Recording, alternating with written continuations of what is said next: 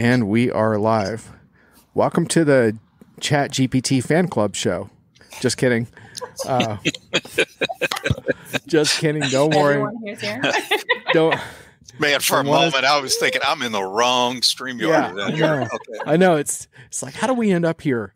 Yeah. No, this is a much anticipated show. The roots of this happened in the fall in some strange bar at an HR tech show. We were like, it was a speakeasy, wasn't it? It was literally we were in a speakeasy, and we were like, let's take this conversation and somehow like get it to the public, and will it work?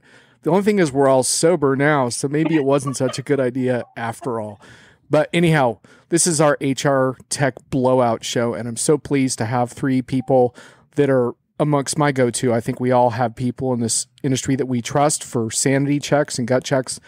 Here's three of my top ones: Bonnie, Stacy, and Brian. They need no introduction. I'm not going to bother with one because that's not what we do here. But what we're going to do today, they've all done their homework, so this is going to be really cool. We're going to have a research reveal, and then we're going to get into buzzwords that we can't stand and why. And then we're going to attempt to try to give HR leaders some actual advice they can use. So that's going to be the real interesting challenge. But anyway, so as always, your comments, questions, snarky observations are welcome. Hi, Meg. Good to see Meg in the chat. I'm sure we're going to hear from her again before this is all said and done. So looking forward to that. Can I already thank her for her leadership, for being first to put in a comment? Yeah. I mean, her atomic leadership, because she is at the center of commentary right now.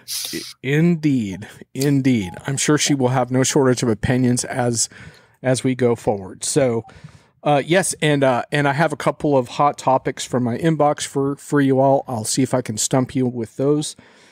But I really want to start with where we are in 2023. I think it's a really challenging time for HR leaders. That goes without saying.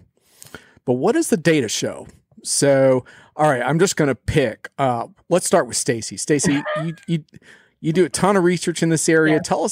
Give us some what you've been learning. What are some of the surprises? That kind of thing. Yeah, so I'll talk a couple of things that I don't think are going to be big surprises because we did talk about it in the fall. But then I'll add some stuff that we've done in the analysis recently.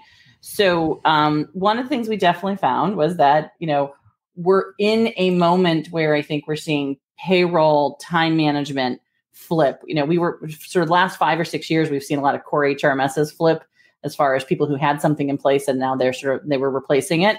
We're kind of, at least in our data, we're through that cycle for the most part, right? And now we're hitting payroll and time management systems. And I think there was this moment when I put that slide up at HR Tech where there was like, how many people are flipping their payroll? Because it was like over 50% who were kicking the tires and thinking about it. And when you got down to SMB organizations, and I say SMB and mid-market, right? Like under 5,000, that jumps to like 60%. And under 500, that jumps to like 65%. So it gets bigger as you go down market, which actually is usually the flip on that. So I think the big wow is people are ready to make big moves with payroll. And I don't think they've been there for a long time. The thing that we've analyzed on top of that in the last couple of months that most people aren't seeing is that they're also taking money away from areas that I think we've thought for a long time were sort of we weren't going to lose money. So this experience platform space is starting to lose money. The performance management space, people are taking money away from it because they're trying to figure out where they're heading, right? Some of those areas that were for a long time kind of seen as, worth sort of talking more about. I think they're worth it because they're going to have a lot of conversation, but money's leaving those areas, at least from what we're seeing in our data. I'd be interested to hear what everybody else has. So that's our big money shot. Like, where's the money going? Where's it's coming from? So. Absolutely. I told the panel, I said, if we can resolve layoffs versus employee experience by the end of the show, then I'll be really impressed. Yeah. By the way, I want to let folks know that I have a BS meter alert that I can show. So if I feel like we're getting out of control, that is available to me. Stories for Brian. Yeah. Brian in particular may be a little concerned about that. Anyhow, Bonnie, let's go to you. What kind of data are you seeing? Yeah, so I would echo Stacy's sentiment and data points around this area of payroll. So a lot of interest in switching payroll systems, which has been latent in years past. I would say there is a resurgence in looking at existing software and optimizing it. I think every company is, budgets are really being looked at, and this idea of spending more on new software is less in vogue than it has been in years past. Every conversation is how is this project going to help me sell more? Or how is this project going to help me ensure that our company doesn't lose money or reduces risk, as opposed to, buying something new? And so I think there's a demand for, some consultant services around existing software. So we're seeing a lot more projects. How do you optimize what I already have, or ensure that we're using and maximizing the investment in what we have in place right now, as opposed to buying new things?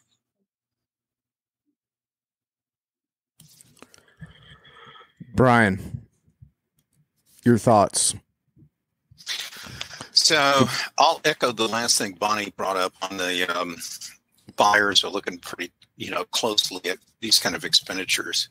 Am I picket fencing? Can you hear me okay? Yeah, your cam seems to be freezing a little, but the audio seems okay. Okay, sorry.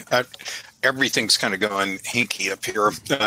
I think it was your PS meter didn't know how to react with me talking. So anyway, but back on, they're tight. And in fact, I've had one deal basically canceled in the middle of a selection because they're going to conserve capital and try and ride out a perceived recession. I had another one where the client basically put my proposal through, like open heart surgery, and wanted to only do just a small piece of things right now because they're still trying to get lineup support from other executives in the company. So that's real.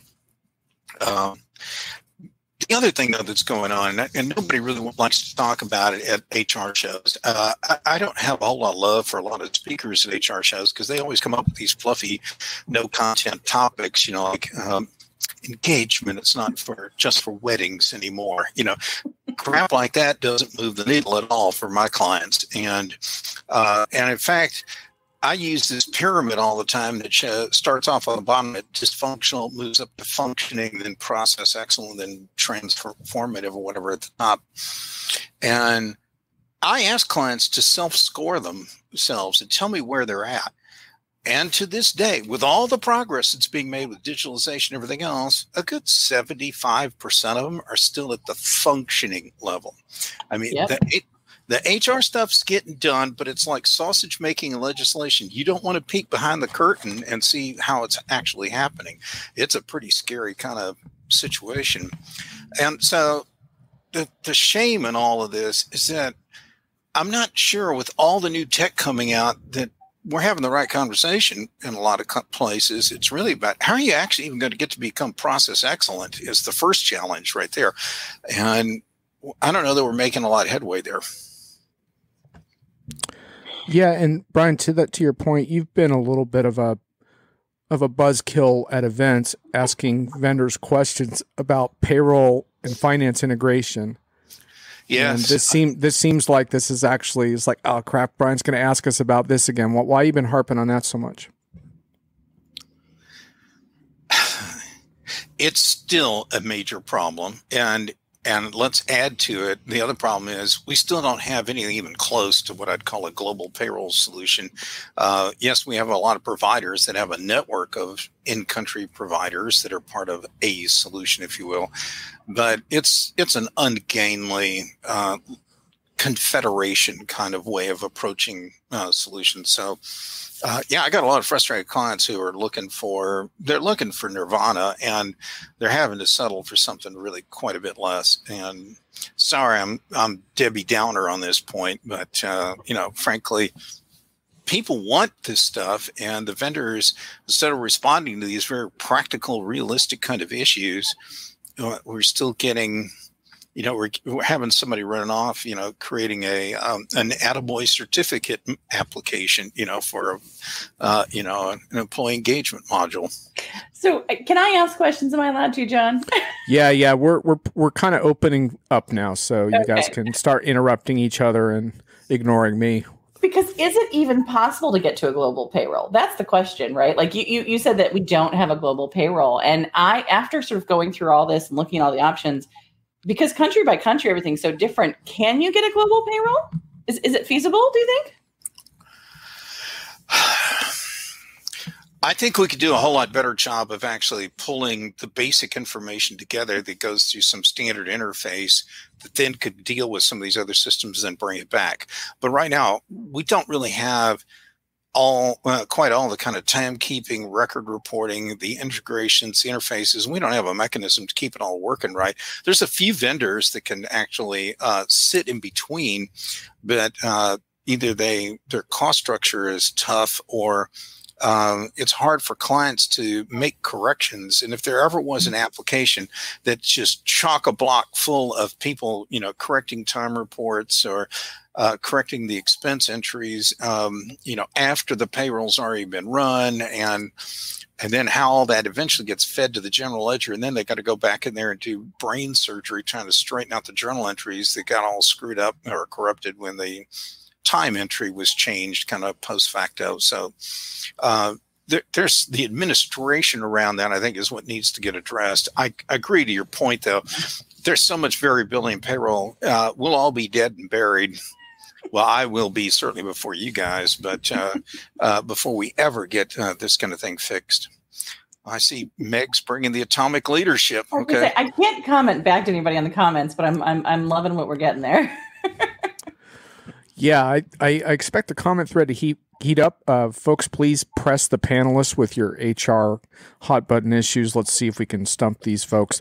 Tracy, nice to see you again. Look forward to seeing you in the video show chats this year. Please make your presence felt as usual. Can I just ask you all, like, I was really struck after listening to your research, because I went to some HR tech shows this fall and followed a lot of this stuff. And I didn't hear messaging that lined up hardly at all with what you're talking about. Do you think part of that is just because the economy has shifted so much, and so by the next round of HR shows, maybe there'll be a little more, or am I wrong there? Because I'm kind of feel like you're hitting on a lot more practical stuff than I was hearing from the main stage and from the sessions. I think that the Common Collective has really shifted since the fall because of all of the layoffs in tech. And I think that what was, prepared and, what we heard at some of the tech shows, was on the front end of some of these real economic, things that hit the fan in terms of the layoffs and, recession fears and things like that. I think that heated up in October, November, December timeframe. Yeah. And I would have to, I don't think it was, you always have to think about events, they're planned months in advance. People have got to get their topics in. They've got to be based off of what people did 6 months to a year beforehand. Right. So if you think about where people were at when what they were presenting on was conversations that were taking place in the midst of the greatest talent gap we've had in over 2 centuries. Right. So, I think the conversation has to be that we oftentimes think a little too much about sort of where we were at and not enough about where we're heading. And when you've got to look at data, you've got to be thinking, I think, about you have to have a leg in both worlds, because the historical part's going to help inform, but we oftentimes let that lead our conversations. And that's what I saw a lot of this fall, was that we were leading with what we had just gotten through, instead of talking about look, it's happened. We're here. This is the market. Now, where are we going from here? Right. So, to her credit, Stacy conflated 2 things in one response. So, spoken like a great analyst, by the way. So I'm going to respond to both of the points. The one about have the tone and topics, I guess, for some of the, shows. There's a change.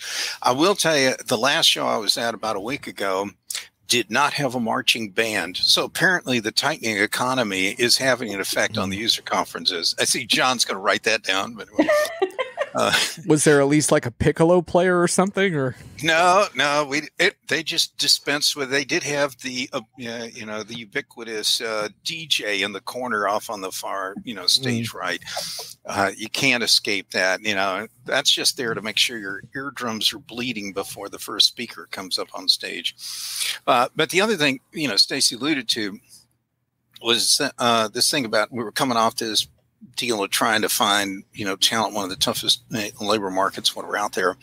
I'm going to probably call BS. So go ahead and put the flashing meter up. We're going to go for that. All right, woohoo! So I'm going to self-select on that. We have our first BS alert. Excellent, Brian. Nice job. So I think cool.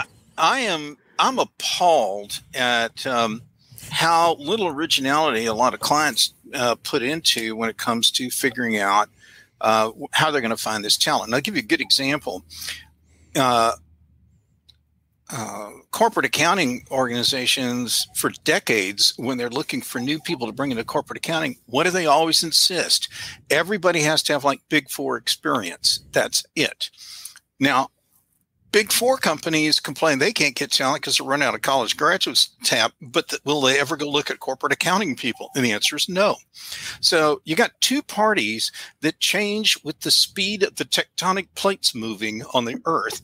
And neither one of them has ever decided maybe we need to rethink what we're looking for and what we're asking for when we put together like our requirements in Indeed or whatever. And, the idea of how they're searching for talent has not even entered the vocabulary in a lot of firms. And they're still trying to do the same old thing, the same old way. And like that Einstein definition of insanity, they're surprised that they don't get the same results. That's a real problem, is they haven't changed the job description in 30 or 40 or 100 years. So of course, if it wasn't working for the last, 50 years, we'll just keep trying and maybe we'll get a bite on it. In fact, I had a client just recently tell me they'll give an offer to just about any experienced hire that applies on their website. Now, think about that for a moment. And the last time I ever heard anything that ridiculous was an old client decades ago that was hiring people for a bakery they had. And I said, well, how do you know who you're going to hire out of all the applicants? And the guy said, swear to God, I put a mirror under their nose, and if it fogs up, we hire them. So I don't think tech's going to lead this generation to change for the kind of problem you brought up, Stacy. I think companies have to fundamentally change and not just tweak the process, figure out who you're hiring, why you're hiring, how you're going to go after them and everything else. Well, I did say it was the biggest gap in 2 centuries because I do believe that we're in a hole that we've created ourselves, right? So, yeah. I just pasted into the chat. I don't think this goes on LinkedIn, so you have to search it. But if you want more of Brian's stylings on this topic, he published a bit of a scorcher on Diginomica called HR in 2023, Recruiting Where Creativity Goes to Die. So that's a nice upbeat title from Brian, so you can search that out. Actually, guys, I get along marvelously with clients and we have a great rapport and everything else. I'm not the curmudgeon you're painting me out to be totally today here, John. But it was kind of interesting. I write those pieces. Yes, I do. It was interesting though, because one of the points you made in the piece is like, why are you insisting on Big Four experience when the first couple of years in the Big Four, you're basically doing photocopies and stuff like that? Like why is that experience so impressive? Just real quick on that topic. Tracy says that payroll is hard and all the fire and attention is all about recruiting and candidate experience. And she follows up, says, because of the market, plus it is easier to make the experience stuff sexy than it is to make global payroll standardish. And that's probably true. But at the same time, I do think part of being a good enterprise professional is making tough problems the sexy problems and not giving into the sort of cushy topics all the time. But anyhow. And I think payroll is going to be more sexy in the coming months than we're giving it credit for. I know people are up in arms about what's happening with on-demand payroll, but that earned wage access, I think, is going to shift how we're thinking about payroll. not because it's the concept of getting paid immediately that's got a whole other side effect, but to the issues that Brian mentioned about all of the red tape around fixing your system when something goes wrong with time management and time cards gets shortened and relieved by the fact that I can now do paychecks on demand without having to rerun a bunch of stuff, and my audits get cleaned up. I would love to see from the audience if those were the kind of comments we were hearing about why people were thinking this is the time to change payroll, is that there's newer things out there now that we can do cooler things with. So. Absolutely. We got another comment from Tracy that's going to like block everyone from the screen. She says she worked at one of those firms a long time ago. Like the idea of kids out of school fighting with GPA to get that first great job. It feeds the hierarchy, but they aren't ready for Gen Z. They aren't impressed by any of that. So interesting gap there. And Meg is back. Earned wage access is a big opportunity with modern payrolls. I was just thinking, if Meg really wanted to have a blowout at the next Success Connect show, she could just have a keynote with the four of us up there talking smack for 30 or 40 minutes, and probably have get an SRO kind of thing going. Only if the audience can do this. Yeah. then it might actually work. So, okay. So I want to give y'all a chance to vent a little bit of spleen here, and the audience can do as well. Let's have a bit of catharsis and go through your most hated HR tech buzzwords. Who wants to start? Because you're already painting me as the curmudgeon, I'll go ahead and start. I don't know if there's a term I hate. Quiet quitting, and I'm going to come up with something called noisy quitting, and that's the. So what's noisy quitting? Well, it's kind of that take this job and shove it kind of attitude. But what's going on right now, and no one likes to talk about it, is all the people who are showing you their disgust with your firm and its pay policies by just packing up and walking out the door. And this study that Federal Reserve Bank of Atlanta did, that Bloomberg reported, showed there's at least a 3 percentage point difference between the pay raises that job stayers got versus job switchers. The switchers are the smart money people on this phenomenon right now. But yeah, forget the quiet quitting. That's the focus on the wrong deal. We need to talk about the noisy quitting, because all you're hearing is that door slamming with people going in and out of it and, leaving the company, creating that problem that Stacy talked about, which is, where are we going to get this talent to replace all the other talent we've been running off and, by the sackfuls? Anyway. We're going to find them under the rocks that we're looking at, right? That we're not looking at. I'm going to throw a softball to Bonnie, because here's my big one that's driving me up the wall right now. And it's been around for a while, so it's not a new one. I think we need to rethink the term system integrators, because I don't think they are actually doing the integration job. Okay, Stacey, you are going to, we did not plan this at all. My buzzword that I hated was integration. So that is my buzzword, and oh my goodness. We are on the same wavelength here. But how do you feel about seamless integration? Does that make you even more excited? Yeah.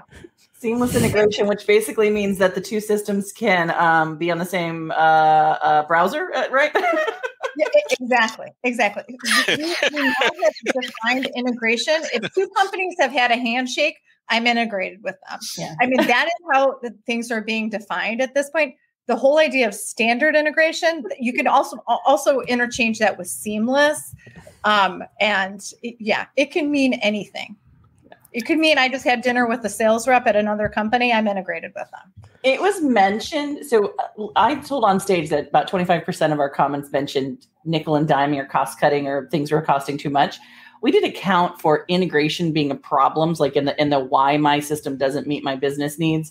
It was mentioned 250 times in our 5,000 plus comments. Like I'm like, that's a lot of times to mention one word that everybody's talking about, right? Tracy says consultants that don't consult. Looks like she's about to go off on a tear. So when integration is like such a pain point, what in particular like is slowing customers down here? What kind of roadblocks do they run into over this topic? You guys probably know better than I do. We get the comments on it. Bonnie and Brian see it up front, right? How much time do we have here? The big pain points with yeah. So what we see is integrations that are poorly defined. How does this actually work? What does this integration mean? Is it an interface? Is it a file that's being passed back and forth? Is it an API? The world's your oyster when it comes to the term, and I think it's one of the biggest disappointments during implementation is when you realize that integrations don't happen the way that you thought that they would. And, and that's quite frankly, that's a thing that we hear over and over. It's what we heard all of last year as probably the biggest, reason an implementation was not satisfactory. Hallie's on fire here with her comments too. Custom fields, one-way APIs. Tracy, too much lift and shift. It is hard sometimes to get clients to understand the opportunity change is hard. Well, and Stacy started off hers by saying system integrators. And, and you automatically assume with the term system integrator that their specialty is integration, right? That's the way we refer to them. And that actually isn't what they're doing in most cases. They're there to help define the blueprint and help with the digital transformation. The least of what they do is, hooking systems together. So I'll add a couple to that list too, which is the idealization of the API. That like, oh, we have APIs, so you're all set. And then this peril of cloud software, right? The idealization of SaaS of like the problem with updates is when shit breaks, right? And so you're updating your software and absorbing new functionality, but then your integrations break, and that's not cool. Well, I'm going to not only do I agree with what Bonnie and Stacey are saying, and y'all better write that down because that comment doesn't come out of my mouth that often, but this thing about integration, what's really perplexed me is, there are a lot of people that claim that. There are a lot of consultants who talk the big vision kind of thing, about, we need to have a seamless, integrated, full digital fingerprint of everything going on. But they have no idea how it actually happens. And I had a CIO explain this stupidity that he runs into from these alleged integrators.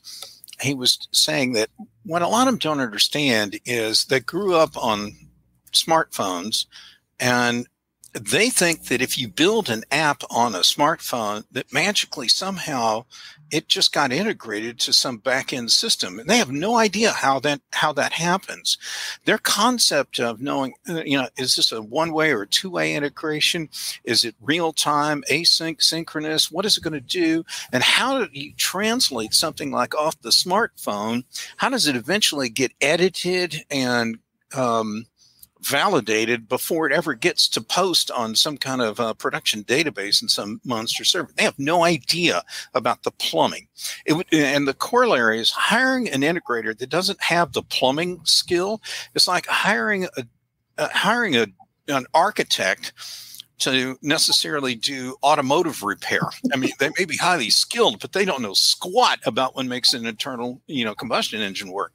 So I spend a lot of time on two ends of client projects. I help them with the big stuff on where we're going to go, and I'm over there just pushing them like crazy to get out of their comfort zone. And then I end up having to roll up my shirt sleeves and help them figure out how we're going to do the plumbing, how we're, what's going in the hot water lines, what's going in the cold water lines, all that kind of stuff.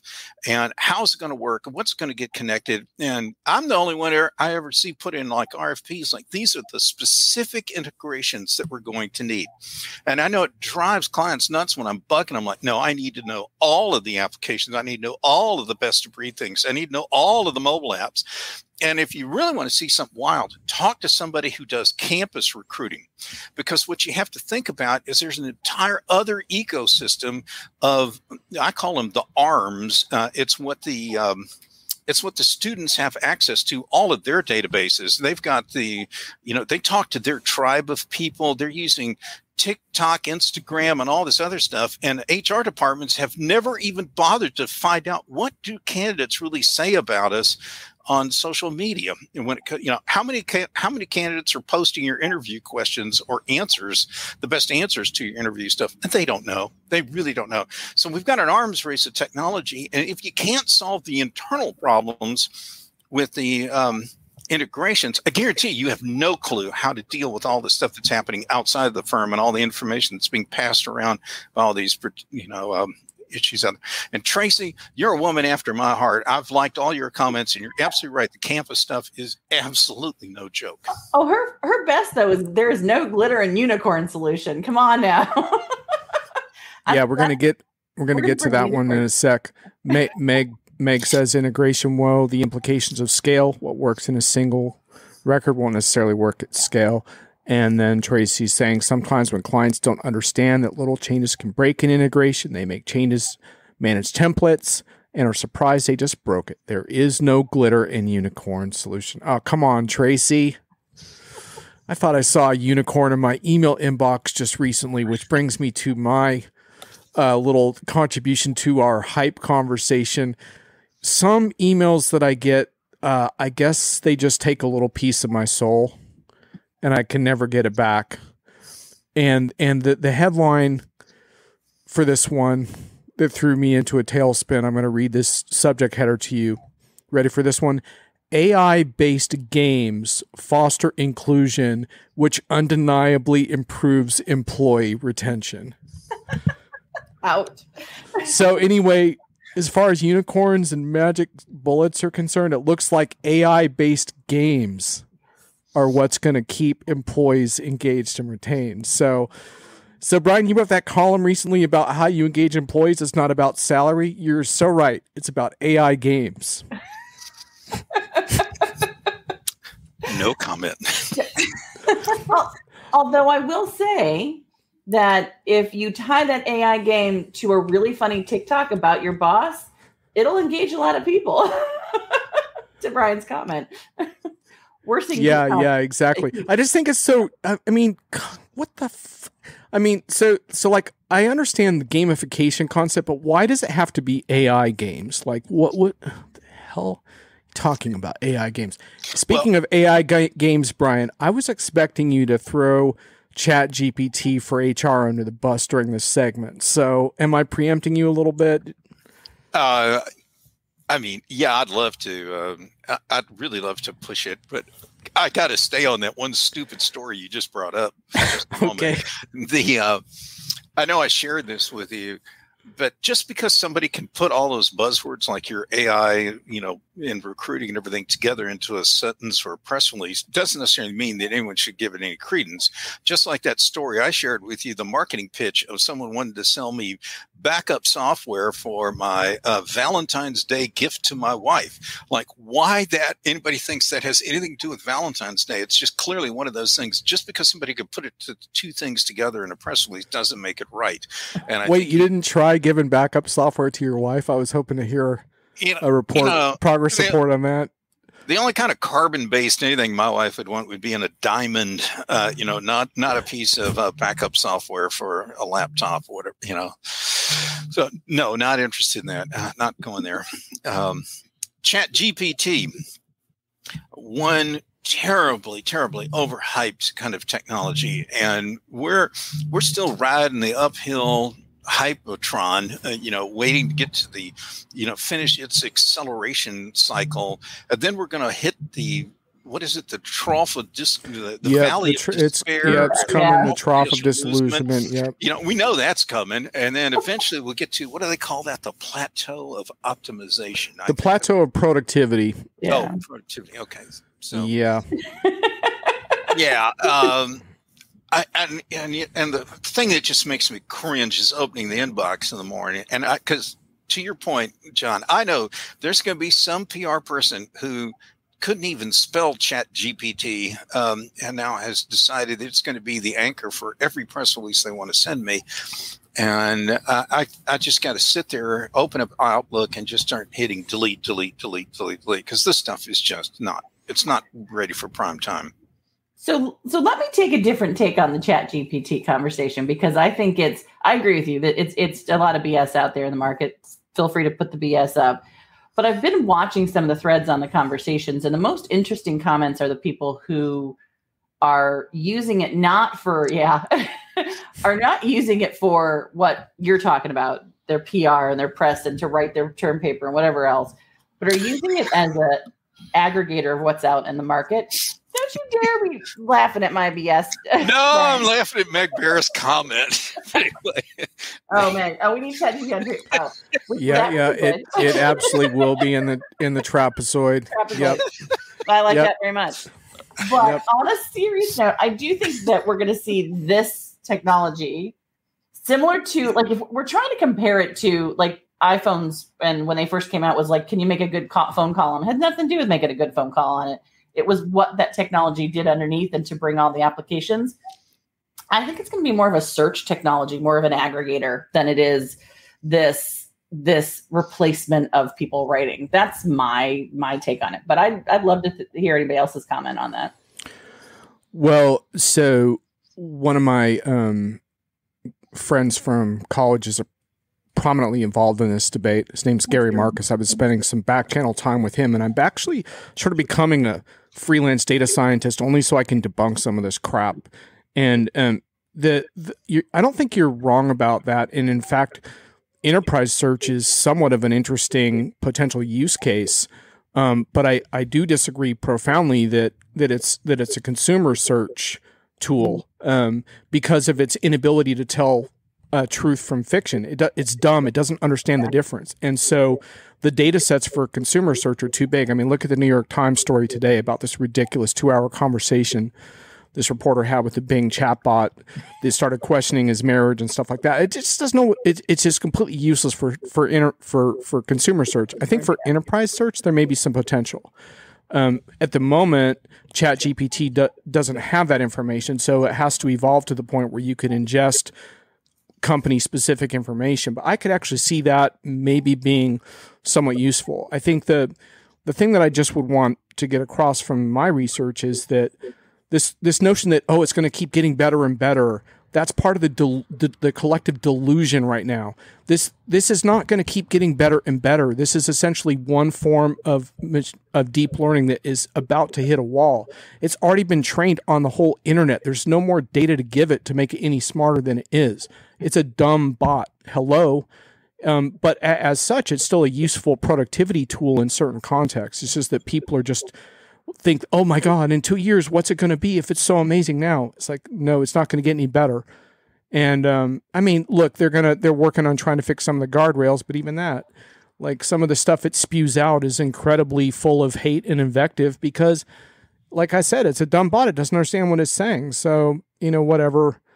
I think the one good thing about this is that it forces us to bear down on what does this really mean? And I think that is a useful conversation as far as like, we're going to have to work alongside machines. So let's figure out how they can actually help us. And I suspect in a few years' time, there will be some nice HR use cases for this.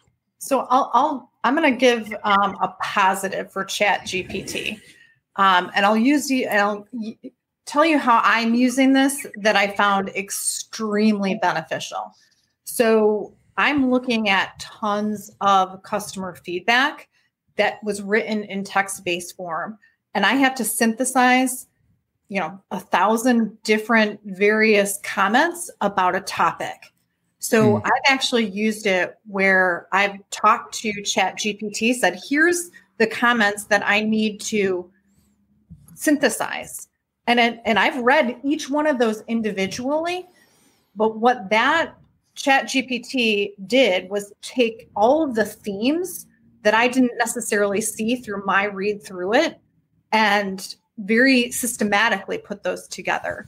And I think it can be very useful, especially. So I'm looking at it from, what I do is I'm looking at customer feedback about implementations and enterprise software. However, if an HR person, if they were able to train the tool, obviously in a closed loop private situation on employee feedback, all of a sudden it's able to interpret themes and things like that a single HR person wouldn't be able to necessarily comb through themselves. So I think there's a ton of application for especially employee feedback and engagement that is now possible. Yeah, and if you have a clean, it's all about the data set. If you have a clean, valuable data set that you can feed into it, the synthesis abilities are quite good. And so at the moment, that use case isn't quite ready for prime time, but it will be. And I think that will be a useful enterprise use case. People who are using it for Google, I would just warn you that it gets basic biographies wrong. Like, so as long as you're happy, like with factually inaccurate results, then sure. But that doesn't easily get fixed because in the consumer context, it's dealing with this vast amount of data. And so that's part of the problem is that you have to be able to control the data set a little better if you want a better output from the tool. I'm all in favor of talking about it. I'm just a little frustrated by the over the moon conceptions of what it's capable of. That's my only problem. I think the privacy issues have to be addressed though before we dump all of our information into it, right? Yep. A million %. Yeah, that tends to get very quickly. It's out there. I read through some of the agreements, and there's nothing in there that really controls where that data can go and what people can do with it. Indeed. But privacy is going to be a classic HR issue no matter what going forward, right? I mean, all these employee listening tools, same kinds of stuff, work surveillance. We're in pretty uncharted territory in a lot of ways, right? I mean, ChatGPT is just one aspect of that. Yeah. But if anyone sees some interesting HR ChatGPT use cases, by all means, let's put them in the chat. And because we're about to shift gears to a more constructive part of the conversation where we try to make sense of what's good. This was intended to be more of a cathartic exercise in like buzzwords to avoid. So that's just a little bit of why that reaction is a little bit strong on my part. But I've just kind of had it with the idealization, because to me, and Brian, you wrote a good piece about this recently, but it's like so much of, I think our job is to look behind this stuff with that right combination of skepticism and intellectual curiosity. And that's the conversation that I want to have. And I'm happy to have it around ChatGPT. I just don't want to have a conversation about like, oh my God, it's the most incredible thing. Come on. Tracy says, I think that the layer of I watch a lot of sci-fi is skewed what it is. I like the idea of sifting through data, but I don't like the idea of a bot skimming resumes and see who moves forward. It's really interesting too, because Stacey, when I had you on my show a while back, I thought you had a pretty balanced view about the use of AI for various kinds of recruitment and screening. You weren't like completely opposed to that in all cases. Obviously, that's a major issue of sort of AI and recruitment and such that goes well beyond ChatGPT. Does anyone have any comments on where they'd like that technology to go or not go in HR? The only thing that I think, and you and I talked about this last time, but I think anytime you put AI in place, you have to have a control group in place as well. The thing I think we forget is that we're experimenting with the data still, right? Like there's no tried and true. And so anytime you're doing like a resume sort of sorting, that kind of thing, right? Make sure you've got a human model that you're putting it through as well to see how those compare. That would be my big thing. Don't run away from it, as we said, but don't let it own your process. I'd echo Stacey's comments. I'll probably be more brutal in, there is a predecessor technology. No one wants to use those 3-letter acronyms, the ATS, the applicant tracking system, which is supposed to be like scoring resumes. And every vendor tells me, oh, but we're doing more than keyword search. And then I find out all they're doing is keyword search. And those systems throw out so many great people because they may not have described their job and roles and skills they had in the past using the same taxonomy that your company uses, because your company's kind of it's an entity of one. And I don't know that a bot is going to be, or an AI tool is necessarily going to be more accurate because it's based on kind of what did it train on. And if it trained on past applicants that a company has hired or brought in, it's going to replicate that bias against a new crop of resumes coming in the door. So I agree with Stacy. You definitely need to have a control group, not once, but probably like every month or two. You need to pull a bunch of resumes, at random, run them through the tool, and at the same time run them by your own recruiting staff and find out, like, who did you like? And if the results don't match, there's a problem. Yeah. Unfortunately, most companies don't do any of that effort. They just accept the thing right out of the box, and then they're back complaining, I can't find any qualified talent. Well, that's because your ATS threw it all in the garbage can, before you ever even looked at it. Anyway. Yeah. Sorry for I actually got a halfway decent email on this topic in my inbox, believe it or not. It says, "Hi John, as you know, the Equal Employment Opportunity Commission released its draft strategic enforcement plan in January, outlining its priorities through 2027, and it says the agency will prioritize investigations of potential discrimination stemming from the use of AI tools in recruitment, screening, hiring, promotion, and other employment decisions." It's the first time AI has been referenced in the enforcement plan. So that's kind of interesting, right? Like, it's not regulatory yet, but it's starting to show up a little bit on the regulatory, framework. And so I think that's a good wake-up call for HR people. Good sign. That's not the only place that the regulations come in. It's hitting all the video interviewing technologies and the software related to that analyzes, like, are you telling the truth or not? And automatically scoring based on what it thinks the either truthfulness or the ability of the job seeker to actually prove that they have this skill. And, so there's all this interpretation going on behind the scenes, automatically scoring of somebody based on a video interview. And that stuff's not got a lot of time or science behind it right now. So that's kind of a regulatory risk waiting to bite somebody unless you've got a bulletproof indemnification clause with the vendor to protect you in the event you get, slapped with a problem, a fine, heavy. I'd be interested in knowing, Bonnie, because you work with a lot of the implementers and the integration system integrators. Are they taking on these kind of systems as part of their implementation process? Or are they kind of hands off and only focusing on the enterprise core systems and because what I'm finding is that we've got these very sophisticated people who are doing implementations at our core level, and we don't have as sophisticated teams working on this kind of stuff that you're just talking about, Brian. I think everybody's talking about it, but I don't think that many of the consulting firms have the expertise to lend just yet. I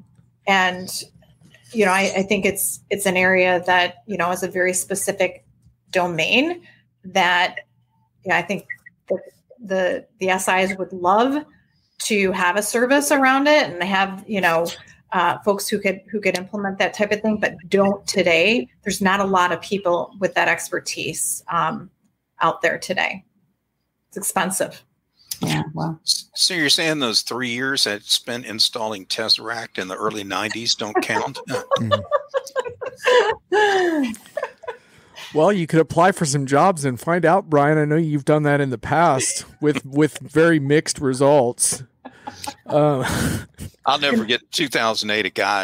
I got his resume to help a client review candidates for a project, and he claimed in 2008 to have 15 years experience implementing Workday, which is interesting since the company was only founded in 2005, 3 years earlier. But I'm just wondering, would ChatGPT catch something like that? I would love to train ChatGPT in critiquing a resume. But anyway, that's probably not, that's an application that's one application too far. Meg's putting forth the diabolical concept of truthiness, which I'm afraid we've probably already arrived at in our society over truth. But anyhow, truthiness scares me a little bit, Meg, so I'm gonna keep my distance from that. Well, we don't have a whole lot of time left, but what I really do want to do though is to try to shift gears a little bit into sort of what you think HR leaders should be actioning. Like, where are the opportunities? It's obviously a difficult plate of stuff right now, but where should we go from here in a constructive direction? Ooh, constructive. Boy, you're asking a lot of us today, John. It's Friday afternoon. I know. So I had a slide, and I don't know if it actually popped up or not. Did anything come up, guys? No. No. Do you want to? You could try a screen share if you want. I did, but I don't know if it's popping up at all. Let me just try to see if I can help you out with that. I don't know if I'm getting. Chat GPT is probably preventing me from sharing this. Yeah, I don't see it offhand. Well, sorry, we should have rehearsed that. I've been trying, behind the scenes, but anyway. So here's what's kind of, I think, interesting. You're looking ahead. I see that there have been about 7 generations of HCM solutions on the market. Going all the way back, the first generation, those were all the batch proprietary kind of things. And all they did was just automate a paper and manual kind of process. The 5th generation is where we had all the cloud stuff popping up. And I even had an argument earlier this week with a CIO who still doesn't believe in multi-tenancy, if you can believe that. Okay, so Luddites reign supreme still. They're still out there. The 6th generation has been what I would call the smart HCM deal. It's where we're trying to come up with cool analytics, smart analytics. There's some big data driving some of the stuff, and some predictive workflows and things like that, predictive training suggestions like. But it's all been around getting smart, using a lot of the data that was already in maybe an HCM solution to begin with. Stacy's got a cat walking behind her. My cat. Oh yeah, he's about to attack. Well, what's happening right now is there's a 7th generation coming out, and I call it the rethought HR generation, because this is where you're going to process automate the bejesus out of everything. You're going to have everything digital, and you're going to have AI everywhere.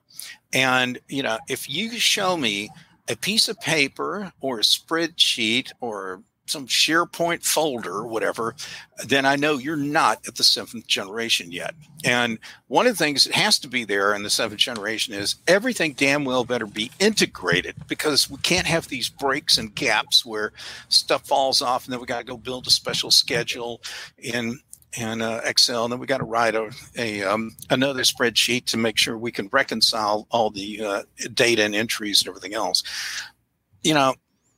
There are companies that are stuck. They still haven't made it to the 5th generation around the cloud.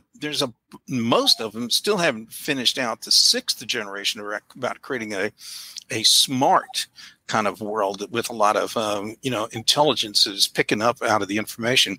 And I'm not sure we're quite ready yet for the 7th generation. I'm not even sure the vendors have built out everything that's required there, but that's where the market's moving. Yeah. Couple comments. Holly says there's been a lot of HR tech innovation. I think HR leaders need a little time to synthesize and optimize before digesting more tech. And then Tracy's saying she talks process pain points and fixes. The more she speaks in plain language to HR leaders, the better. I'm detecting a pattern here. I'm going to give my sense is actually more for the vendors, because I think there's some work that the vendors need to do that we have left on the table. So I think actually all the feature functionality integrations, the vendors have actually got tools that will do that for the most part. I think we're right now in a process where consultants and advisors aren't doing a lot of the work they need to do to tie the back ends together. So I think there's a bit of work there. But I do think where the vendors are falling down is they're not putting in place enough guidance for the people who maintain and manage these systems on a everyday basis. What we're seeing over and over again in our research is that we're seeing this constant almost cry for help from the people who are left after the implementers leave, right? That they can't figure out how to get the configurations right or how to get the integrations updated. And if we can get an end user to figure out how to go through a multi-6 level step performance management process with walkthroughs and videos and WYSIWYGs, whatever we can do, right? And we can't give the same time and energy to the HR support, administration, and managers to say, here's how you configure this so it works best for your company as we make updates. I think we're falling down on the job. And to me, that's the biggest thing right now from a practicality perspective is we need to do something for those HR, because we all leave at the end of the day. We're consultants, right? I mean, let's be honest about who we are and what we do. We say, here, this is great. And we walk out the door and somebody's left at 2 a.m. trying to figure out how to get payroll run. And there's not enough guidance on that side of it. I think to make this keep going the way we're going. I would agree, Stacy, with what you just said, and this idea of knowledge transfer, after that, let's say year 1 of project and implementation, it's a big gap, and we see churn on project teams and new folks that may have not been initially involved with the implementation now having to support an application with very poor documentation. And I think that turnover and knowledge transfer and the documentation that goes along with it is really important. I would say from my perspective, what's the advice for the year?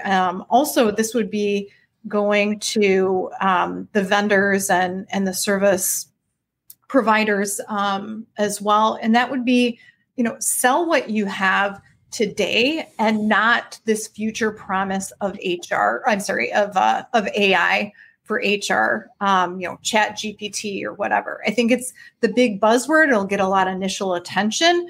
It seems like that's what everybody's talking about. On the other hand, it's not necessarily real. And if you can't put it into practice as well as get it, implemented, it's just a lot of noise. So let's stick with, what's here today and, sell that, not what's coming in the future.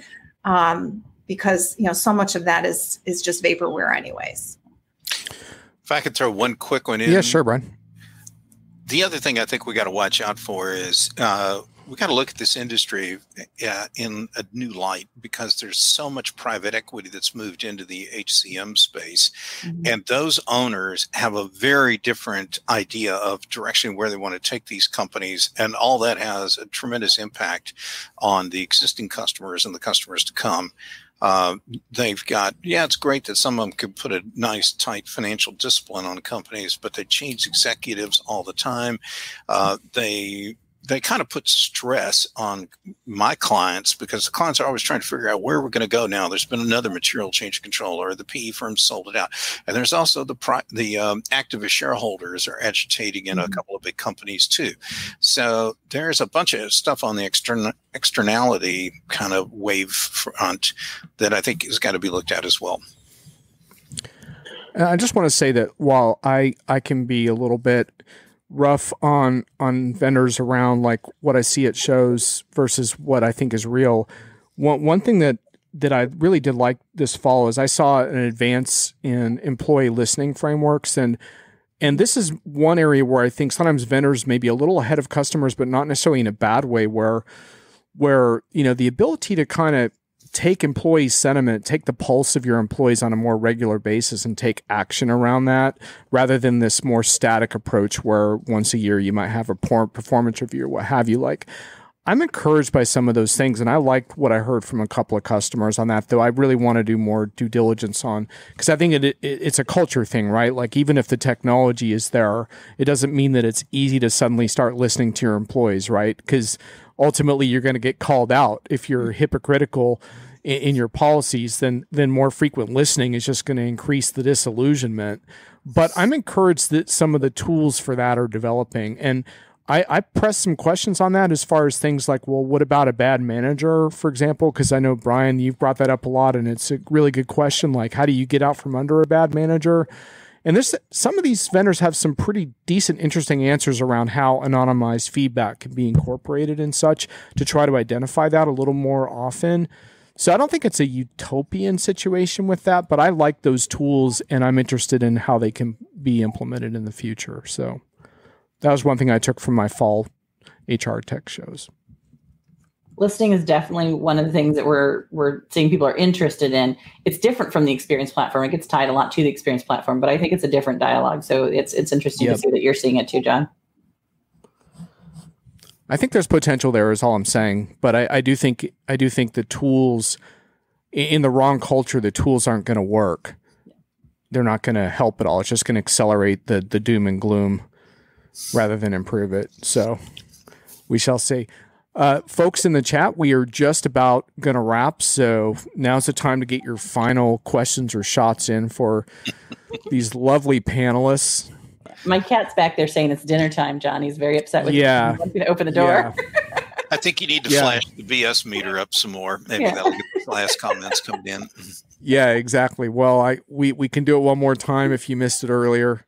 We do actually, and we are still in the red zone, unfortunately. It's always over you. It's probably to have more of it. Yeah. I have a couple limitations. That's not intentionally meant to tag Bonnie. It's just I have a limitation on where that logo can land at this moment. So any final thoughts from the group here? Anything that we Tracy likes the BS meter. Tracy, I have a different version of it that actually says Enterprise BS meter that I haven't uploaded yet, which is pretty cool. Thanks to the MVPs in the chat. Y'all were great today to really press the conversation. Any final thoughts, things we didn't cover, things you wanted to touch on?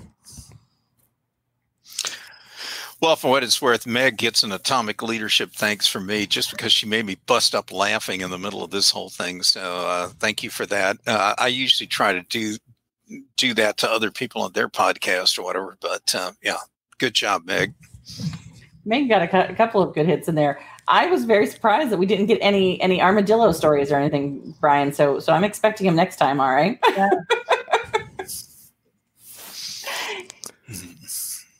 I get the sense Brian is not going to serve up an armadillo story on demand. Come on, Brian. He's saying no. He's thinking about it. He's got something in mind.